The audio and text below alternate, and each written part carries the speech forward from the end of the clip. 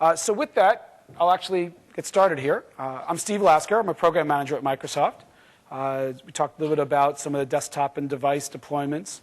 I'm assuming a lot of you guys have got some version of client apps and some version of data, and you're probably trying to figure out, how do I manage that, and how do I deploy it? How do I, did I make the right choice?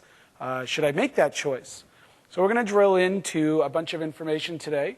What I want to drill in today, especially because PDC has a lot of focus on ISVs and even the enterprise customers that are doing some of these things, is why, just a quick recap of just some of the data scenarios we think about in the client.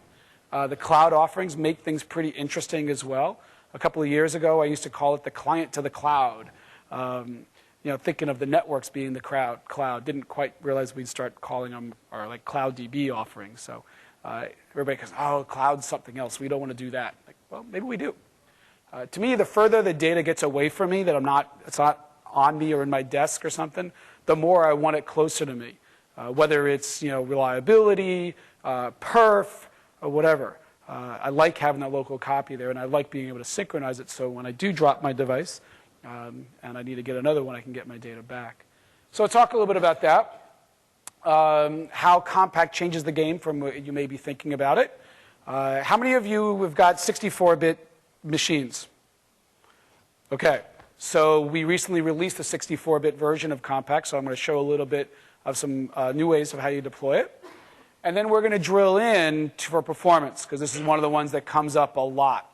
And we're going to drill in a little bit about how you can, the architectural differences of compact compared to, say, SQL Express, but we'll drill in more on what you can do to get some pretty good performance back that you may not have anticipated.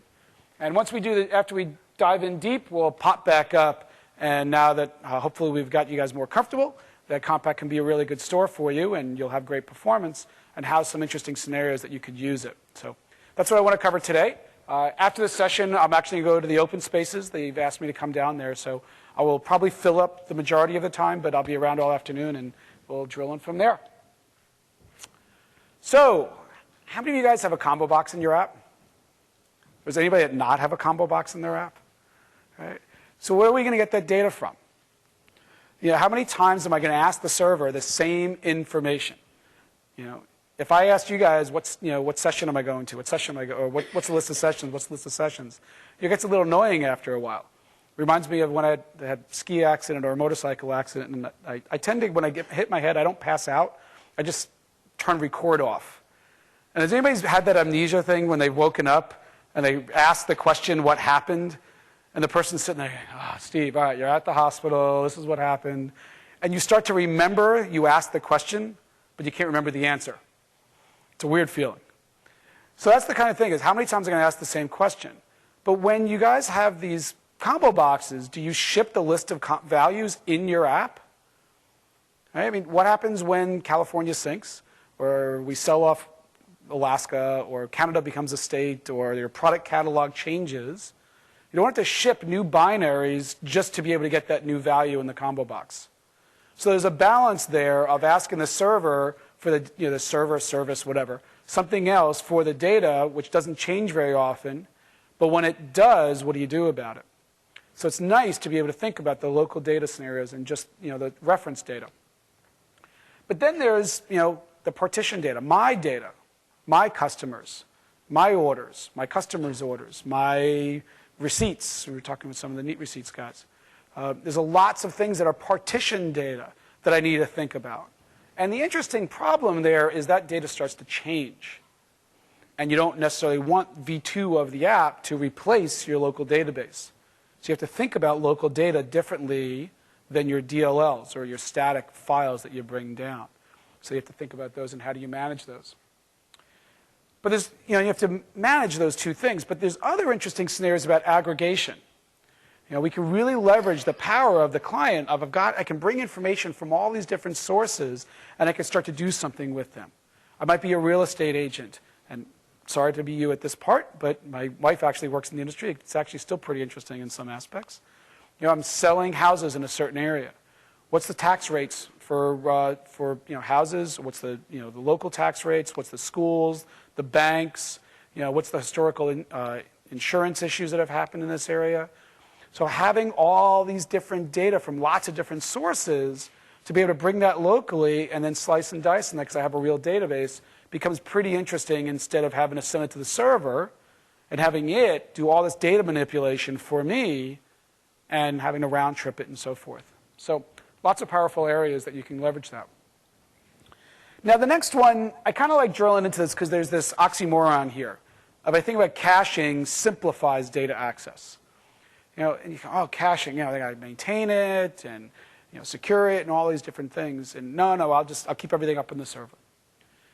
And the idea there is, I got all these questions I want to ask. What products start with a certain letter? What are my top 5 products? What's been discontinued? What are the top sold products in the last quarter? Now, you've got several people that are working in this, right? You got a month, 2 months, 3 months, whatever it is you're working on your project. And your DBA's out there cranking on the database, right? Adjusting the indexes, setting up security, creating stored procedures, views. Then you got somebody that's creating the service layer, which has got the the questions that you want to ask, the parameters that you can pass in. You got the guy doing the proxies on the client to consume those services. And finally, you can start painting some pixels on the screen to actually talk to your user. Week before you go into production, I got one more question I want to ask. I want to get, what are the top products for my customers? What should I make sure I've got in stock? What should maybe I talk to some of my other customers? What should I find out more about? But the problem is you're a week before production, and the DBA is going, no flipping way you're doing that. I just finished spending 2 weeks load testing. Right, all of these different issues. So that just got moved to V2. Why? So imagine a world where instead of asking the server every intimate question, is now I ask it for what's changed. So how many people have a refrigerator at home? Right? Even in college, we had a refrigerator. It was for the beer, but we had the refrigerator, right? A pantry. We go shopping at Safeway, Food Town, whatever is in your area, and we get the food that we like for our taste. And then we cook it locally. We get our own spices, we mix it up, right? The whole bit. That doesn't eliminate pizza and Chinese food and whatever it is that you get delivered in your local area. We still like those kind of things, but there's a model there that we just use. And the idea is, just because it's ones and zeros doesn't make it all that different, actually. So we can leverage that same model, and now I can start cooking up interesting things locally because I have enough food in the pantry, and I make sure. And if I buy some extras and I throw it out, if you got kids, you're throwing out lots of certain things and not of the other. Or you got the empty box in the fridge. But I never quite understood that one. But I can start doing interesting things locally, right? The aggregation scenarios we talked about. And if I want to answer that question 5 days before I go into production, no big deal, because the only thing it impacts is the client. The canonical problem we have is, so how many people are developers out here, right? How many people are DBAs? Yeah, how many people think they're DBAs? DBAs, you're making changes in the database, right? Works fine on my box, and I go into production, and 2 weeks later or a day later, the DBA comes yelling at you, what did you do? Well, that's the beauty is we can take advantage of your box and do some of this, whereas we don't want to affect the server. And then it just so happens you're enabled for these offline scenarios. If the network burps, no problem. We're here, a subtle burp and you've got a problem. It also, as we start looking at the cloud services, now we're also positioned for distributed systems, distributed data. It used to be only a couple of companies in the world can justify the infrastructure it takes to build these distributed data centers. This is going to be the new model. And it's going to take a platform change for us to think about it. This is just like the client days to the stateless web server days. Remember we had the session state object in ASP.NET or at ASP that had all the session objects we had in our VB apps? Didn't work so well. We have to make this transitional change here. So your business guy's happy because he's got his app into production. You're happy because you can actually take this feature into the next release. So this is my one marketing-ish slide, just to kind of show you the context of, with SQL Server, we've got an amazing set of SKUs across the whole spectrum from, Hello Kitty. So has anybody here actually done this Hello Kitty doll here? All right, I used to say this stupid little Hello Kitty doll, and I got reviewed back saying, oh, you're going to piss somebody off. They're going to be sitting in the audience. So not stupid. My daughter had quite a few of these things, but whatever. But from the smallest device that actually apparently runs Windows CE up to your corporate data centers to now the cloud, what's interesting is if you look all the way on the left, the beauty of Compact is it doesn't matter what form factor. Windows Mobile, Windows CE, desktop, laptop, whatever, we've got a consistent engine across all of those. And that's the beauty, and that's what we're going to talk a little about today. So, one size fits all. Pat Helland and I work quite a bit together. I think if Pat was standing here, he'd show you one size does not fit all. Even for himself, yeah, scalable middleware. Even Pat, who's, if anybody hasn't seen Pat in a couple of years, you wouldn't recognize him. He's changed quite a bit. And so one size did not fit all. And there's a little bit of choose your way. Oh, he's even sitting in the back. There he is. Yeah, see, right? How much of your clothes did you have to change? Jumped from 48 to 36. Yeah, a little bit difference there. So even Pat's got some fun stories on his blog to read up on too, so if you ever want to hear about it. So how many people race motorcycles or ride motorcycles? Pretty fun, right? Or a couple. A lot different than driving a truck, which could be a lot of fun too. And they've got very similar concepts, but they don't really transport to each other. You know, they have similars in they both have ability to steer, right? Both ability to accelerate, you know, brake, clutch, so forth, and shift. But if I'm rolling around in a turn, and I used to race, and I was just you're sitting there holding on, making sure please don't slide out, and you're leveraging your foot on the peg, trying to hold up. Can you imagine if you had a steering wheel trying to go around the turn like that? Kind of takes the fun out of it. It's not quite appropriate for that scenario. And that's what we're trying to also think about. And granted, the bigger can carry the smaller. I'm not sure I want to see the truck on top of the motorcycle. But it's not just about motorcycles and trucks, right? There's differences here also. I got the big Freightliner going across country. I got local deliveries, very similar, very different. And you could get into some very interesting problems if you don't choose the right thing for the right problem. All right? So, enough of that, enough of the setup. Let's drill into some demos. I want to play some stuff here and show you how. Let's go. Wake up. What I want to drill into is show how with SQL Server Compact we kind of changed the game. Now, many of you are already using Compact, and that's great. What I want to show you here is some stuff we've done related to supporting 64-bit. So that'll be the uniqueness that you'll see in this demo. So I'm going to choose a WPF app, and we'll call it the PDC sample. And what I can do is I want to bring some data in here and show it, and then I want to be able to deploy that with my app. And I want to show how we can make that very simple for you. But the first thing is, well, where do I get the data from? So this is where I'm just going to take the advantage in showing some of the stuff we shipped in Visual Studio 2008 with the local database cache. And what we try to do here is we've named the items in the toolbox related to the scenarios. So this is Sync Services for AD.NET, or part of the Sync framework. We've got the local database, which is SQL Server Compact, and we've got the, where'd the data service go here? Service-based database being SQL Server. So we try to name them around the scenario because we keep changing the names. So I'll call it the Northwind Cache. And here I'm just going to go and poke at my SQL Server database and say, yep, that's the one I want. We'll automatically create a SQL Compact database for you. And I'm just going to breeze through here and grab a couple of tables that I want to synchronize locally. So now the sync runtime will configure, instance, run, and as a result, create that local database for me. So now I'll have some data to work with.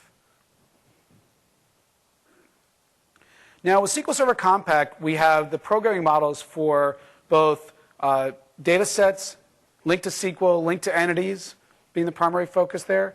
But we also have SQL C result set, which we'll drill in as well. The interesting thing is, well, for this demo, I'm just going to use data sets because I want to focus on the deployment aspects. And there's a one layer of difference that you have to deal with for privately deploying the entity provider. It's on my blog, but I want to focus on some other aspects here, so bear with me. I'm just going to pop a list box on here so we can show some data. And inside of that, I just want to load this up.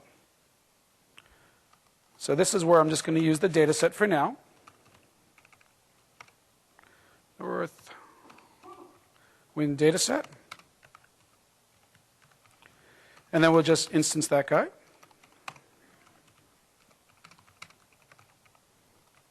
And I need to load it. New Northwind dataset table adapters, customers table adapter, and we'll load the customers table. So now I've got some data, got it loaded. It all came from the sync runtime is how I got it locally. What am I missing here? Oh, got the wrong place here. Nope. .fill. There we go. So I've got that loaded. Now I need to bind it up to my combo box. So my list box. List box 1 dot item source equals Northwind dataset dot customers. And then I've got to tell it which column to show.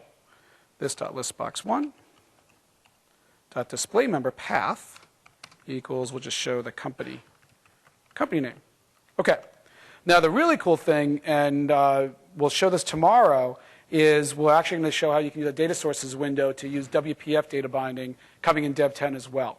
So if I had that going, I would actually not even have to show this code, but I wanted to show how you can pull this together. So now I've got my form, got my data bound. It's going to show up. I got my company name, and away I go, right? Pretty straightforward. But two problems. We talked about the data file deployment. If I deploy this database with my app, now what happens when my customers change? What happens when I edit my customers locally? That's a problem. I want to separate out the data file from the app. No problem. We'll come over to Visual Studio and say, don't copy it, and don't make it content. But now I'm faced with the problem of, well, how do I create it? Because if it doesn't ship with my app, how do I create it? Now, the beauty of SQL Server Compact is what we call a document-centric format. Single file. We'll drill into the code-free aspects of it as well. So if I want to see if the database exists, all I have to do is see if the file exists. No services to connect to, no querying of sys databases or any of that kind of stuff. So what I can simply say is if system.io.file.exists, and if it doesn't exist, we can write some code. Now the problem is, how do I get the file? What is the file name? So you guys probably have seen, right? The applications get installed in different locations on different users' machines. The data directory is somewhere else. So what we can do is leverage, when VS added this, we have this data directory macro, which we added back in SQL Server 2005 and Visual Studio 2005, and we've got this data directory thing in here. So at runtime, that'll get replaced with the file path for where it actually lives. That's fine, but how do I get that? Now, I can be rocket scientist and go figure it out and parse that string, but one of the nice things we've done with Compact is we actually give you a very easy way to do that. So let me do a using statement, using system.data.SQL Server CE. And what I'm going to do is, let me scroll this up so you guys can see, using, actually I already did the SQL CE connection, new, and then for my connection string, I'll just go grab it out of the properties settings, .client Northwind connection string. So now I've got this connection object, and I've got the connection string set to it. Now, I don't have to open it. I can't open it because the database doesn't exist. But what I can do is say connection.database. And that property right there will take the data directory macro and expand it out to the fully qualified path. So now I can pop that in here. I can pop that in here. And if it doesn't exist, I want to synchronize the database. So what I'll do over here is I'm going to instance the sync agent. So we'll say Northwind sync agent. There it is. Agent equals new. And then I can say agent.synchronize. Now, one of the nice things we've done here, again, was kind of focused on the productivity. We don't make you create the database. We don't make you create the schema. If it doesn't exist, by default, we'll automatically create all that stuff for you. And if it does exist, we'll leverage it. If the schema already exists, we'll work into it. There's a lot of great flexibility in the sync runtime.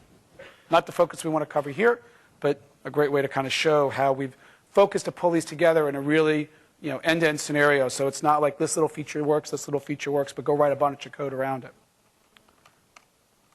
All right, we run this now. And now what we'll see is it took a little of a second here because it had to go get that data again, create the local database, populate it, and now I've got my form. All right, where are we? We've got the database. We've got the form bound to it. We've got the database being created on the fly, but now we want to deploy it. This is where we get kind of interesting. Now, SQL Server Compact on my machine, as with everything else on my machine, right, gets centrally installed. Right? We have developers, we have admin rights, or we've found the way to get admin rights to it. Question? Sure, go ahead. So is synchronized transactional? So the question was synchronized transactional. The answer is yes. What I would like to do is hold some of the questions on the sync stuff to the end because I want to try to focus more on the compact in this session, and we can get going there in the synchronization questions. Because there's just an endless set of questions there. That's why we've got a whole bunch of sessions and a bunch of people work on it. All right, so I want to deploy it out there. Now, what I also want to do is take a look at the application directory, my data directory, what are the list of assemblies that are in it, and I also want to show some other application information. So what I'm going to do here is add a reference to a little project I've done that's a little about box. Very simple. And what we'll do is we'll come over here and I'll put a menu label on here. We'll come over, create some items, menu item, header. Oh, header, sorry, about. And then when I click on that, what we're going to do is just instance that little about dialog. New stevelass.samples.wpf controls about application info. And we'll just say .show dialog. Now what's interesting, if we take a look at this, the DLL I've referenced, notice over here copy local equals true. It's not gacked on my box. How many of you guys gack the components you ship with your apps? All right? Our standard model is just put the DLLs with your app. And that's what we're doing here. Because gacking requires admin rights. There are scenarios like terminal servers and others where it does help. A majority of them, it's way too much pain for the game. So why can't I do the same thing with our product? I'll take all of this and I'll say, yep, it is gacked on my machine. So VS by default will say copy local false. But if I just flip that bit, it'll now take those DLLs. And if I do a quick build, and we'll show the bin directory, we'll see that it put those here as well. Now, with Compact, we actually today use native code to be our storage engine and a query processor. Today, that's the way we get size, perf, and reliability. Same thing we do with Silverlight, same thing we do with the Compact framework, same thing we do with the full framework. Managed code is awesome. We're doing a lot of work in this space. We've got, as part of PDC and saying the future, it wouldn't be rocket science. We're prototyping and doing some managed code database features, and we hope to have one. And we will have one. I shouldn't say hope. We will have one eventually. But today, native code is still how we get that perf and reliability. So I now need to bring in our native engine here as well. Now, how many of you are deploying Compact already with your app? All right? In that mode, what we used to do was just put the DLLs directly in the exes, not the exes, but the application directory. But when we start adding 64-bit, we actually have 32-bit and 64-bit DLLs, and they're named the same. So the way we've dealt with this is we will add subfolders, and this is as of Service Pack 1 that we shipped a month or two ago. And I'll say x86, and I'll add another subfolder for AMD 64. And I'll show why that name is interesting. Then I'm just say add existing item, and now I'll go get the 32-bit runtime.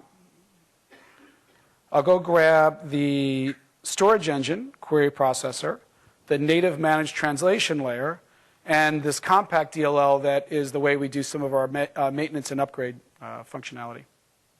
And I'll say add as link. I'll take those files and I'll say copy if newer. So the link, what's nice about that is on my machine, if I upgrade the central ones on my developer's build machine, it'll automatically copy those to the build directory as part of my app. And I'll do the same thing for the 64-bit.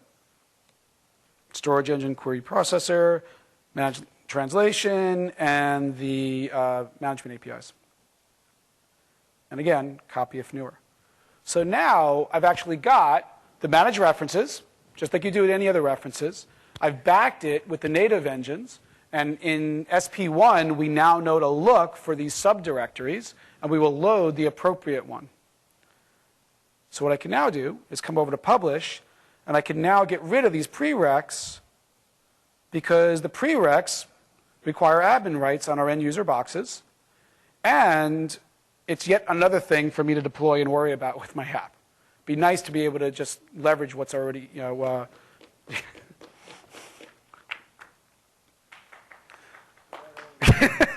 right, everybody together. Sorry. It was weird watching the keynote, and you kind of see the scattered applause in places in a room that big. So, yeah, quick question. No, the question is that only available in SP1? The subdirectories is only available in SP1. We did not ship 64-bit until just 2 months ago, whenever we shipped SQL Server 2008 and Visual Studio 2008 SP1.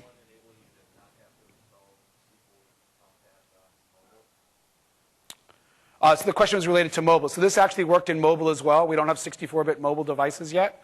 So there's nothing changed in mobile. This would just work with mobile as well. No, you can still copy the DLLs in mobile as well. You can still do that. Yep. There's different questions on whether that's the right thing to do, but you can absolutely do that, because device is a little more constrained in desktop, but the same model works on devices as well. All right, so now I've got it. I've cleaned up my installs. What I was showing there was the application files. Is Visual Studio's kept up with me and tracked the files and all those options. So it's included the native DLLs, my managed references. Notice the database file is not here, so it kept up with that as well. And this is all part of the Click Once stuff. So now that I've got this all set, I can now publish this to my local machine. Could be any machine. And we'll call it, what did I call this? The PDC sample.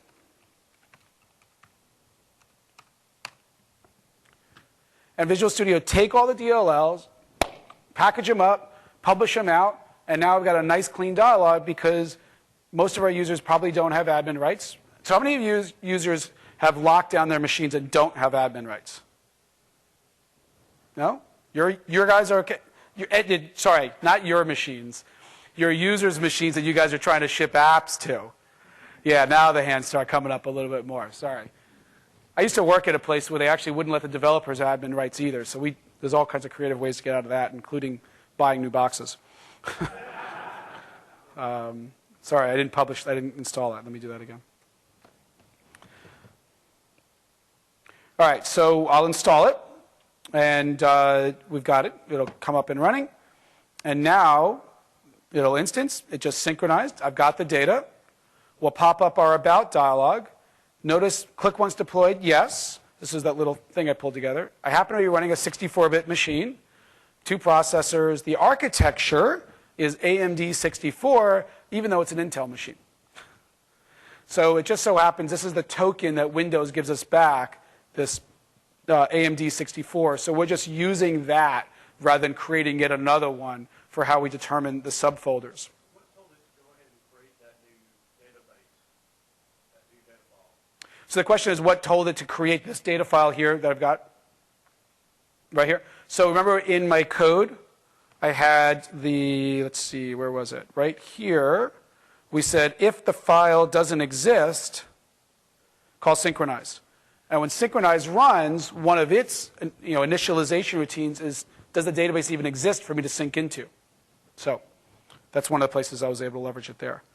And if I come back over to the application directory, we'll notice that in addition to all the manifest file stuff, that here's the DLLs that make up my app, and it's no different than the DLL that you guys got in your own app. I got the AMD and the x86 directories with it, because here's the other problem that we wanted to make sure we solved. Do your users really know whether they're running 32 or 64-bit machines?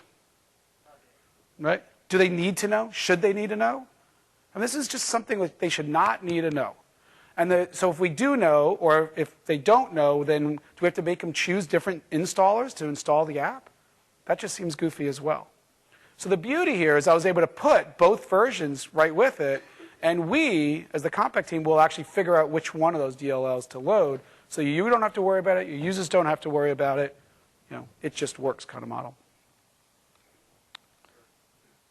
Okay, so that's my deployment focus.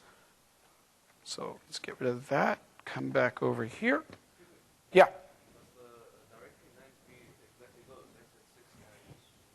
Yes. The question was, the directory names matter.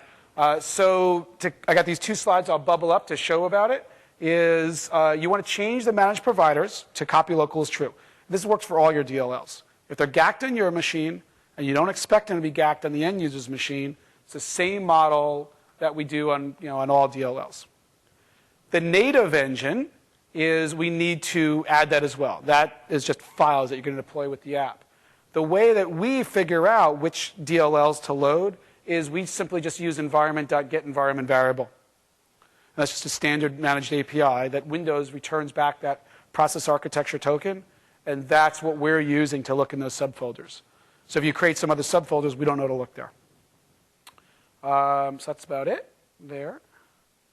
So here's just a quick list of the DLLs, because I breezed through them quick. I don't want to spend a lot of time, but the top green ones are the ones that are, in a managed code environment. Those are the ones you need, the storage engine, QP, the managed native translation layer, and of course the ADO.NET data provider. If you're doing the entity provider, there's another DLL we have. I just posted something on my blog explaining how to do that.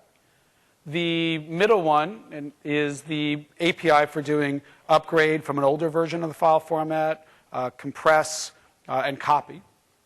And then the bottom ones are related to the native programming. The first one is if you're doing merge replication or RDA, even in managed code, you still need that DLL. You'll also need OLADB, the OLADB API. This OLADB API was designed for Windows Mobile. It is not what desktop guys consider a fully featured managed, fully featured OLADB API. So for the native guys out there, we've got some great native stuff working. The C++ team themselves are actually using Compact. There's some links on my blog to how they're doing it there. And of course, the error strings. Yes?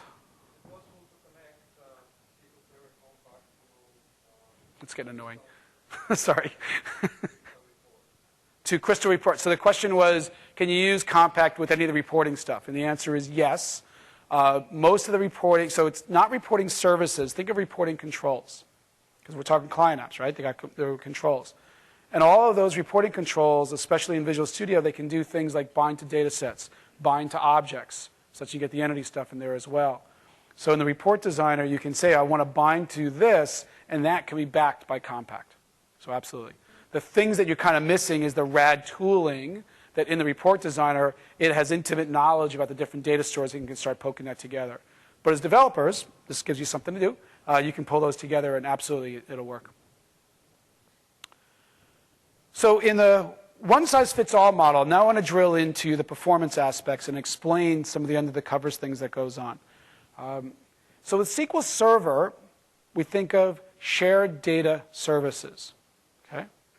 Lots of users from different machines connecting to it. It could be lots of users of one, and it could be hundreds of thousands. That's the model that we've designed that for, and we've optimized for that. With Compact, think of local data quote documents. And we'll talk a little bit about some of the documents at the end, but I just want to think it's local data. So with SQL Server, we have multiple connections from multiple clients. With Compact, multiple connections from multiple threads. Background thread, you're doing some operations, could be sync. You could have two apps trying to get to the same contact database, right? So multiple processes. And the way we do this with Compact is we actually use shared memory. So when the first connection opens, we go, where's the file? And then we'll create shared memory for accessing that file. With Compact, we do shadow paging for how we flush data to disk. We don't have the write-ahead transaction log. That's why we don't have a separate log file. But we do write out the pages to disk, and what we shadow those in memory, we make changes, and we flush them as we flop out the old one and lay in the new one. So when another connection comes in from another process, we connect to the shared memory.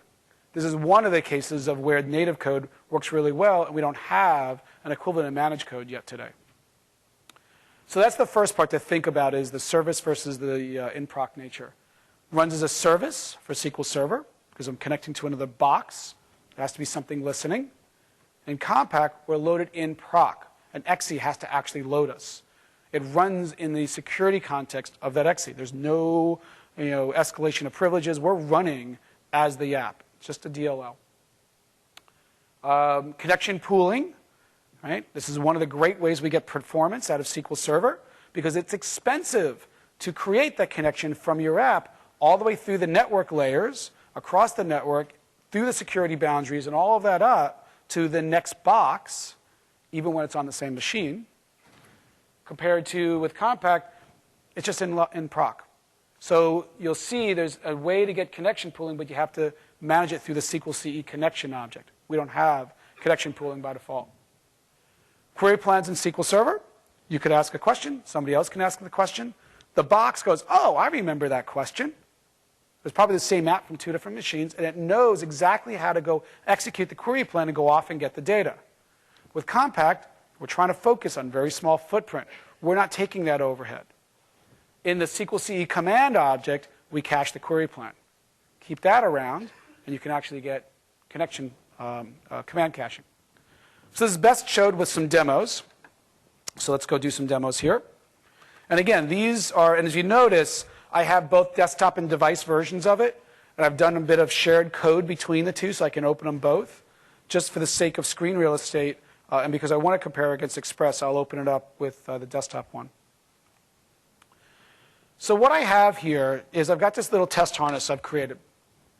And I'm going to walk through a bunch of different strategies for how you can use the objects.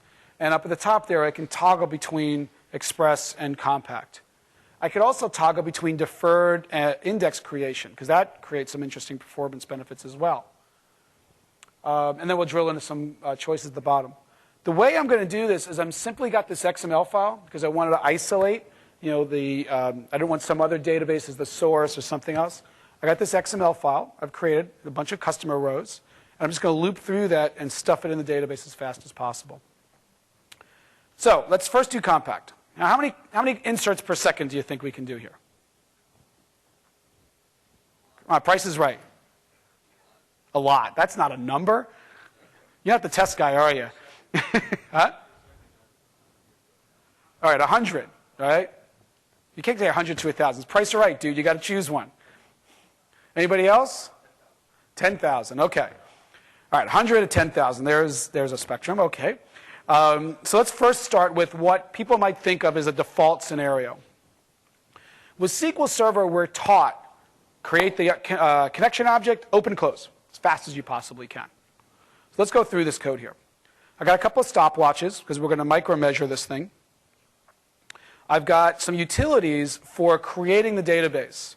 So what I've got is on, full screen off. And in the project, I've got a bunch of scripts. And I'm just going to execute these scripts. In fact, I can do things like with the Go, where's my indexes? So I can do things with Go and split them and execute them as this as well. So I've got a little utility library I've got here. Again, the samples are here. There's a whole post to my blog talking about this. And I'm just going to create the database.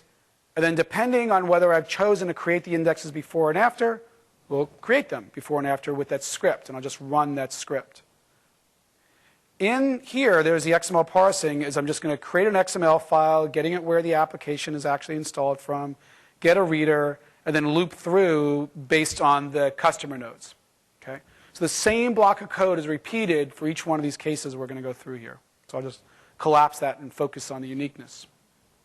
Here, in the loop, we're going to create the connection, create the command. Notice that the command text is the worst case scenario. Because nobody would put their commands right in code, right? Nobody does this. Right. Anyway, I won't even touch that. So it's just kind of link. And so there's good and bad to everything. But anyway, so the point here is I'm just stuffing it in with string and concat, and I've gotten the values in there. This is not the focus. Right now, we're focused on these command and connection objects. So we'll let this run, and we're going to get, let that finish, 7 inserts per second. It's a 1 megabyte database. That shouldn't run that fast. That's fine. How many things can you type in at a time? How many things can you barcode scan? Well, what happens when the conveyor belt's flying by and the scans go in there? Right? What happens when you got a bunch of data and you're trying to insert it fast? That's not going to cut it. So let's compare to SQL Server for a second here. Now, with SQL Server, I'm going to bump this up here for a couple of thousand, and I'm going to leverage a default experience. I got connection pooling turned on by default. Same thing, same exact code, just SQL objects, not SQL CE objects. And in this case, we'll get, hey, come back, 1,200 inserts per second. Pretty good, right? It's a lot faster, a number significant faster. Let's pop off connection pooling and see what happens. Oh, actually, that was a mistake. That's going to hurt. I forgot to bump down the inserts, rows to insert. So I'll just talk about it in a second, and we'll see if it comes back. So what's the fundamental differences here? Right? Connection pooling. So I'm not opening that connection each time because the code opens and closes it, but we have some code on that client machine and going, yeah, I know you closed it. I'm going to keep it open because I know that's expensive. All right? The service is already running, so SQL Server is running. With SQL CE, every time I open and close that connection, we are loading the database. All right? That's expensive. Imagine every time you open and close a connection, you got to stop and start SQL Server. Not exactly a performant thing. Not completely analogous because they're different scenarios. So I dropped down to 192. Now 192 is still a lot more than 7, right? And you're not going to shut off connection pooling. Yeah, so the question is, why is close so expensive? So I've captured the time for open and close, and look at how much expensive even SQL Server was. The things is that when we open and close is we're starting and cleaning up the database. When you shut down SQL Server, we do a bunch of housekeeping. When we shut down SQL Server Compact, we're making sure the file's in a good state. So that's where your expense is coming in. All right, let's come back to Compact. And now, how much of this is CLR issues? So now, this time, what I'll do is we will, outside the loop, here's our XML block, we'll create the connection object. We're still going to open and close it in the loop, but we're going to see if it's a CLR issue because the connection objects are expensive, or the CLR objects can be expensive, but it's not. In fact, the 6 to 7, doesn't matter. So now what I want to do is new commands, but I'm actually going to keep the connection open. All right? Opening the connection, creating the connection, and opening it outside the loop. So in my loop, now I've got the commands. I'm creating new commands every time, but my connection is open.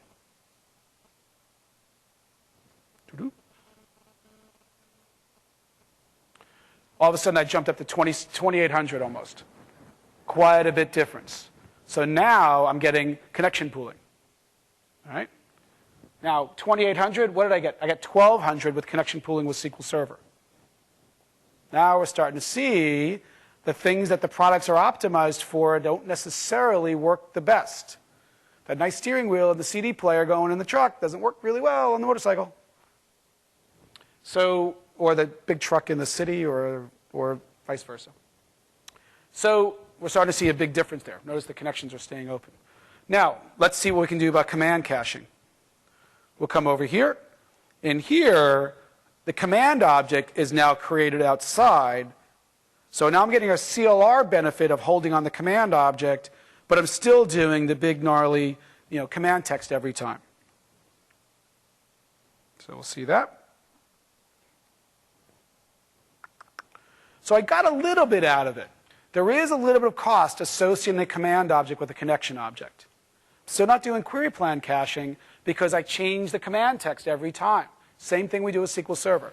Command text changed, toss the query plans, start over. Now we'll start parameterizing the queries. Now we start to get to some real code. So in here, the connection objects, but also outside the loop, I'm creating tokenized command text. I could have put this out in the resource thing and kept it as full T-SQL, but I want to keep this simple here. I'm creating parameter objects, and then I set the values in the loop. So now all my CLR objects are available. I'm starting to get some query plan caching. So let's see what happens here. This window switching is getting annoying. All right, we went down. That variance of down is actually not a statistical error. The issue there is this is where real data makes a major difference. If I inserted the exact same data the whole way, I've gotten a different result. The problem is, and this is where us following the pattern of SQL Server hurts us, or we have an opportunity to do something better. When you're talking to SQL Server across the network, in the data center or not, doesn't matter, there's certain optimizations you want to do. You don't want to go to the database and say, hey, what's the size? You would look at the data you're trying to insert and go, oh, it's 20 characters. I'll allocate memory for 20 characters, set up the parameter, set up the plan, and insert the data. The next row, it was 22 characters wide. Whoops, we got to toss that out and fix up memory and reallocate it again. Now, if it goes down, we're fine. So what happened was when the data was varying in size, we were getting the query plans messed up, and we had to redo them each time. So with this one, the only difference I'm doing here is a very subtle difference, but an important one.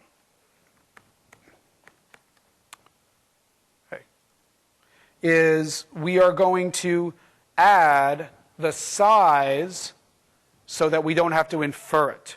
Exact same pattern you would do with SQL Server, by the way. And now, when I run through this,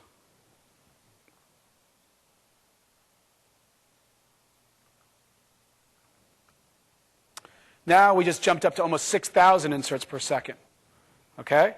So now we were able to leverage that query plan. Now we got command caching going on. All right, we'll defer indexes. Now let's see what happens. Create indexes after load. This window switching thing is getting annoying.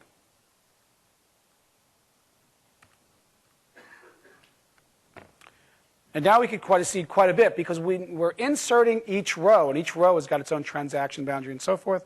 We're maintaining that index because somebody else might come in and might want to see the value just inserted. So that's important.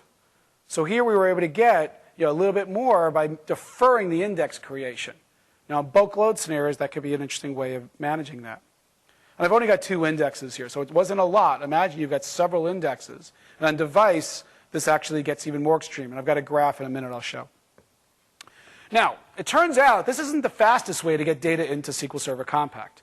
With Compact, we have, as an in-proc database, we've got an in-proc way to work with data, the old ISAM model. Go straight to the data. You can use an index, party over it. It's great for queries. Turns out it's really great for inserts as well. So now what I'm going to do is do those same inserts. We'll get back to a normal state here. And if I look at this code,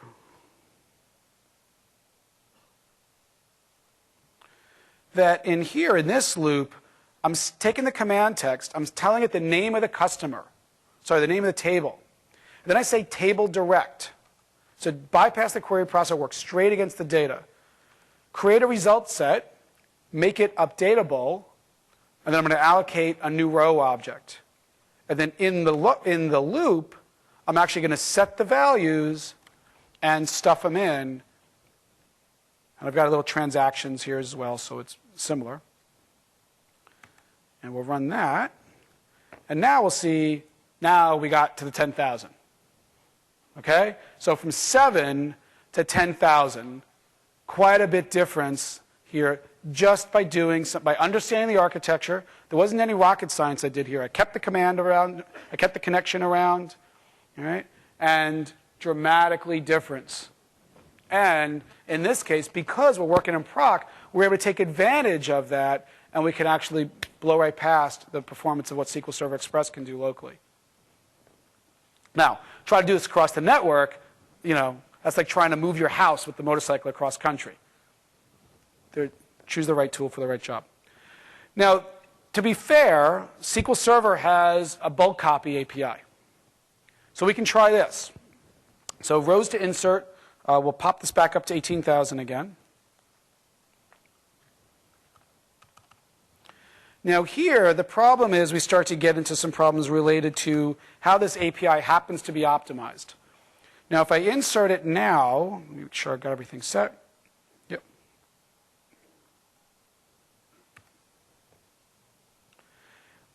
Let me show you the code actually, to be fair, before I go jumping into that. The way the BCP class works is it's designed to take a DB data reader, an array of rows from a data table, or a system.data table. And that's what it's designed around.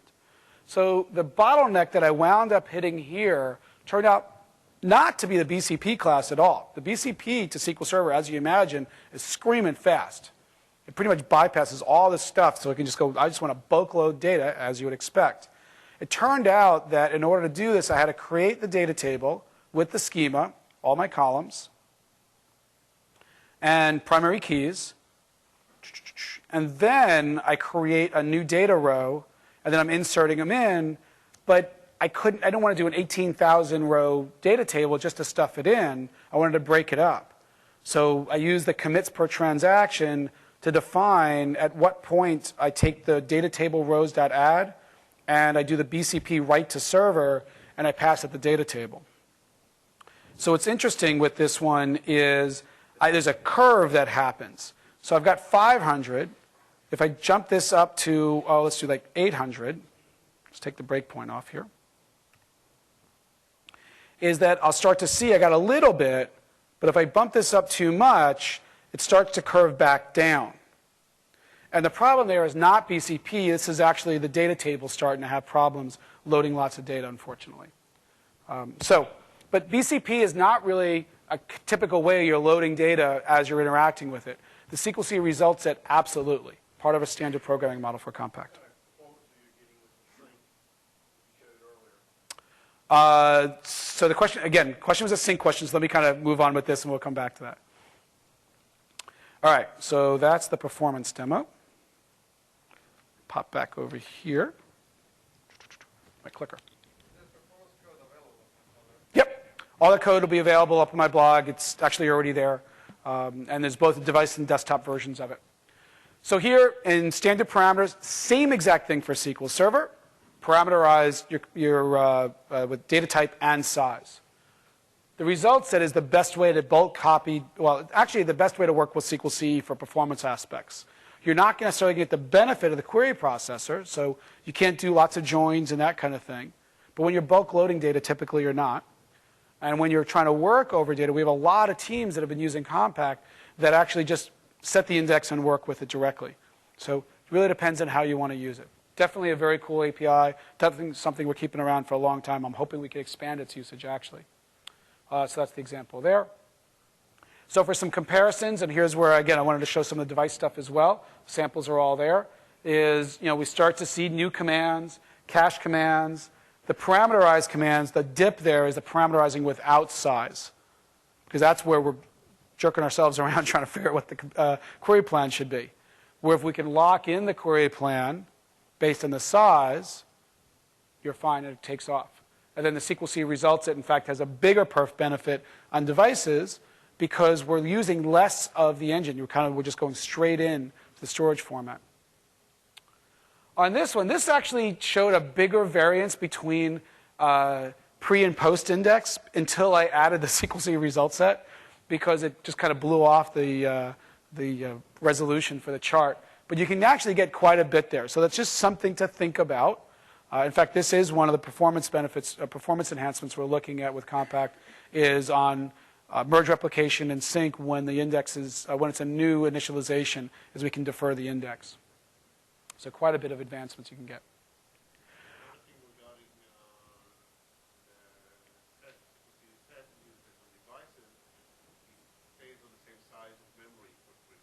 On data sets, have a tendency of growing up and consuming a lot of Okay, so the question, the statement was kind of related to on devices, Compact can be really good, and I think specifically the result set, I think is where you're getting at, is because it manages memory much better with data sets. The things about data sets, and the same thing for desktop. I used to work on a lot of the data features in Visual Studio 2005, and we'd get these emails, hey, I got these million rows in my data set, and it doesn't perform. Well, duh, it wasn't really designed kind of as this big database payload kind of thing. Compact, as well as all databases, know how to page things out to disk, and they manage them efficiently. With data sets, when you read and write from XML loaded into memory, it's the whole thing, right? There's no way to parse that out. So that's the memory management you see on devices is because we know how to manage RAM and ROM and so forth on the device, so we can be much more efficient. All right, so let's bubble up. We kind of talked about how local data is important. We talked a bit about how how you can leverage Compact, kind of change the game. So you don't have to think about XML because it's simple and it's free, but it doesn't have transactions, doesn't work with multiprocessing, takes up a lot of space on disk and so forth. And Express, which is an awesome killer product. This is not a ding on Express by any means. We have an awesome product that we give out for free, and it still boggles my mind. But it's just not one size fits all. We've gotten way too many customers and ISVs and others that have come to us going, hey, I need to move to Compact. And it gets into the question of they need Sprox and all these other features. It's not that they needed them. It's that as developers, they love the features of Express because, man, I got everything in the candy shop. But now I actually have to roll this thing out into production. And it's kind of ironic that we're sitting in this cloud services model where companies want to get out of having to install servers and manage data centers, so let somebody else manage them for them. But we're still deploying servers on clients. Now, there's definite scenarios where there's a good fit for it. But in a majority of cases, think about what you really need. So then I want to bubble back up now and just talk about some other interesting scenarios that you can leverage here as well. Let me just check here on time. Cool. So you get all these devices out in the field, right? Your apps have actually been successful. Imagine that. So whether they're diversified like this or the same one repeated 10,000 times, do you know they're actually working well? Do you know how they're being used? Right? So we'll get rid of Hello Kitty here and we'll focus on some other devices. When all these things are out there, imagine you're trying to figure out whether the apps are actually working. In ASP.NET in the server environments, we can kind of poke right there. Everything's kind of happening right there. When you got these clients, things are kind of happening out all over the place. And your device is going to operate a little bit differently than your device, in your environment, and time zones, and whatever's going on. How do you actually, because what's the canonical scenario? Works fine for me. I don't know what your problem is. So how do you actually figure that out? Well, can we actually see what's happening? Can we actually reach out to that device and get on it? Sure, remote desktop is awesome, but we've gone a lot of way to making sure you can't connect into those devices. Right? We've locked them down from security. They may not be online. They may be roaming around, making money for the company. How do you reach into them? Well, so that's the first problem there. And then their IP addresses are constantly changing, so they're just not reachable. So what do? We can kind of do the ET phone home thing. Let's take a look at that. So how many are familiar with the trace listening framework? Right? Everybody using it? Right? Putting it out in their apps? Right? Pretty cool. Right? We can do trace.writeLine. Everybody can write to that code. And then later on, you can kind of wire up a listener and swap them out and capture that data and do something with it. So here, why not do a web service trace listener? So every time I barcode scan something, if I have any kind of problem, I'll just write it to the web service. And Joey here can be sitting in his office and monitor exactly what's going on. Sounds pretty good. Now, there's a first problem is the trace listening framework is actually synchronous. So you have to wait for that write line to finish if you're doing the whole thing.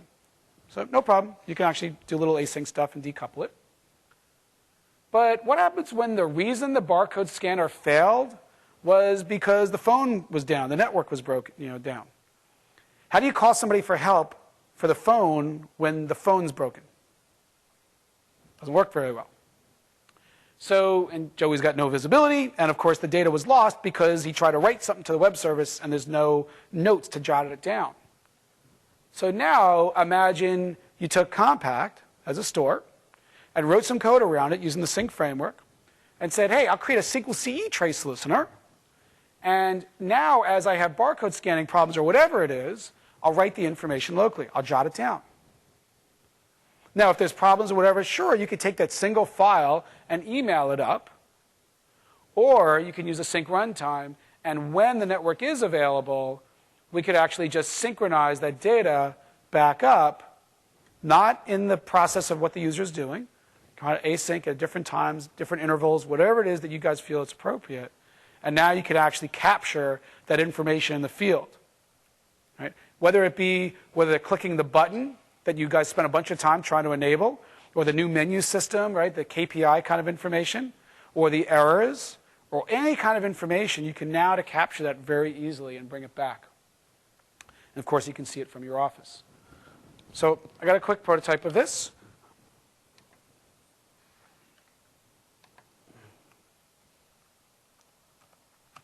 And again, this one I've got a desktop and device version of it.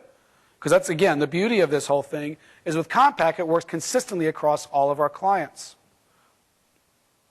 So we'll do, the PDC is PDC, well, we'll do that, fine. It'll be obvious that that's the one I typed, the message, and some value, and we can actually leverage the indent level. So for those of you familiar with the trace listening framework, these are the standard parameters you can pass to it. So what I'm going to do is say add a trace listener. Nothing more than trace listener is clear just to get to a known state. And then I'm going to instance a trace listener.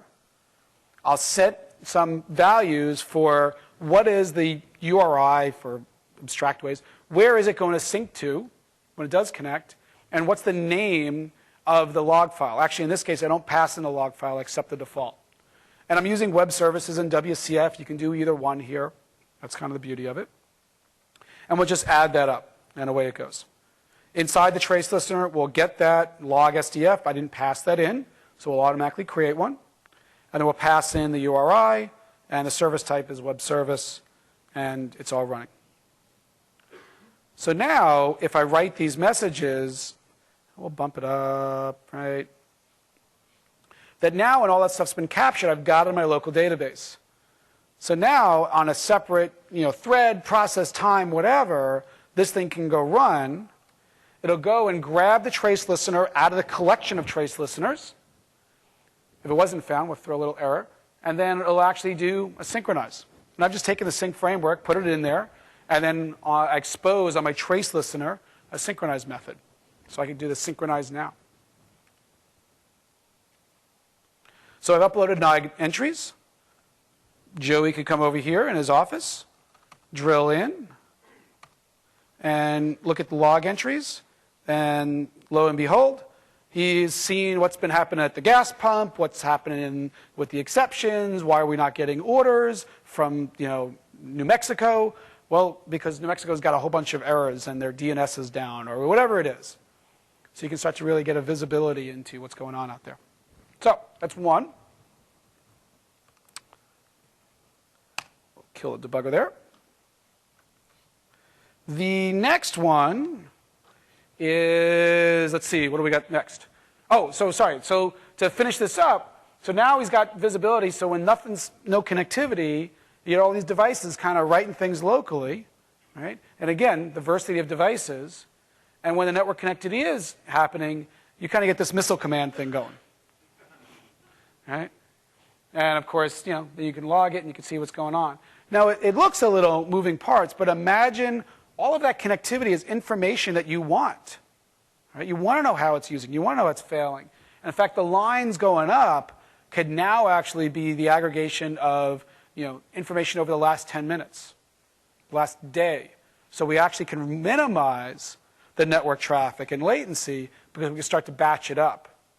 And by leveraging something like a database that knows how to be synchronized, knows how to do transactions on separate threads and separate processes, by leveraging Compact, because it's a single file format, we can lower the barrier to entry, make it easier to do the things you would really like to know about how your app's being used or why it's not working the way you think it is. All right, so many of you are building apps. How many of you have documents that you've got with your apps? Right? Using XML, writing your own, right? Those data files are getting bigger and bigger, right? Now, how do you want to manage that? Do you want to write your own file format? Do you want to leverage XML and be big and bloated but free and easy to read? Right? I'm sure we want our customers reading our documents that easily. So with Compact, it's a single file doc-centric format. No code. It's one of the last ones. I can even open XML files and it could run code with all the scripting in there. You got to be careful. I could send this as an email to somebody else and double click it, and if I've got the app, it'll actually just load the app. You can take it and post the documents to SharePoint. Don't worry about marrying the MDF, LDF, or whatever the JET database files extensions were, I forget. And because we don't care what the extension is, you can change the extension, map it to your app. In fact, in Click Once in Visual Studio 2008 SP1, we've added functionality to make this easier as well. We've got a whole bunch of security features on SQL Server Compact I didn't take the time to drill into. We leverage document level encryption, so EFS, which is another document. Inside the file, we have our own security model, so you can actually send the file across, and only your app actually has the password, so somebody can't party on itself. And we talked about the Click Once extensions. So I'll show a quick demo of this. So actually, the best way to show this is to first show a little document. And what I've done is I've saved a couple of recipes here. And when I double-click that extension, because I've got the app already deployed on Click Once on my machine, it goes, hey, I can go find that recipes. So nothing magic. I just took a file and I passed it into the app, or Windows did. And inside the app startup, I simply went and got the file name and used that to open the connection later on. The only goofy caveat here, and I just got this in VB here to sprinkle in little variants, put the little tick semicolon after that for the C# guys, is when you're doing normal exes, like for an MSI traditional setup, it comes in command line args. For those of you deploying with Click Once, you actually have to drill into these deployment APIs. And one of them will be null if you weren't Click Once deployed. So you got to play this game as well. So it comes in as an activation data, and then it comes in as a URI, so I had to convert it back to a file path. So then I just save it in a settings, and later on, I open the connection to SQL CE using that file path, and away I go. Very simple and straightforward. And in the app, because it's a document, I could even do things like save as, right? I can save it as another. And if I look in my documents directory, guess what? There's another 2, right? I can email some Thanksgiving recipes around, right? So it's very easy to kind of think of this. And because it's a database file, it can grow, and I still won't pay the penalty, and I won't have to worry about creating a database. You can leverage one that's already there. Now, that's all cool. Now, many of you guys as ISVs are building apps and putting things out. Anybody still giving out stuff at booths that are CDs and DVDs? Right? Information on your company, products, stuff like that? Right? No? Nobody's doing that? A couple. All right, a couple. So imagine you want to give that out, but you have a lot of product information you want to do, a big product catalog. Now, when they put the DVD in, you want them to install software, right? That's the first thing they do, and they use it as Frisbees, and across the hall it goes. Instead, why can't it just open up and run right from where it is? So here, I've got a DVD kind of loaded here. I didn't set to auto start because I wanted to show you what's in it. And my DVD now is spinning up, and we'll actually take advantage of that in a second. And all I've done was I've put the exe here, and I've got the data file right above it, and I've got the engine there with it as well. So here's what's nice is now I can pop that DVD in there, and without installing anything, the exe or a SQL Server Compact, it'll just run. Now, I've purposely waited a second so my DVDs slow down. When I press load, watch the stagger. The stagger is actually just the DVD loading up to read. So I've got a read-only file. The app and Compact is all deployed right on the DVD, no installation. It just works. So now you can take advantage of giving something like your product catalog or something in there that users can actually type in search boxes and look for lots of information, rather than having to scrub all these XML files with HTML, because that's pretty much one of the only ways you can kind of do this today. All right, we'll bubble back up. So, recapping where we are. So data on the client, still pretty important. You guys didn't leave. I assume you guys agree.